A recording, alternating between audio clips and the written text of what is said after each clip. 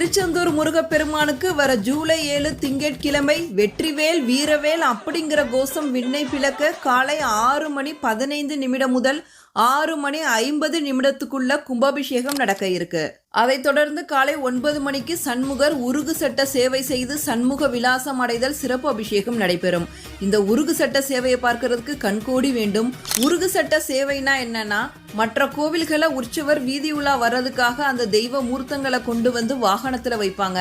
ஆனா திருச்செந்தூர் சுப்பிரமணிய சுவாமி கோவில்ல சண்முக பெருமான மூலஸ்தானத்திலிருந்து எடுத்துட்டு வந்து வாகனத்துல எல்லாம் வைக்க மாட்டாங்க.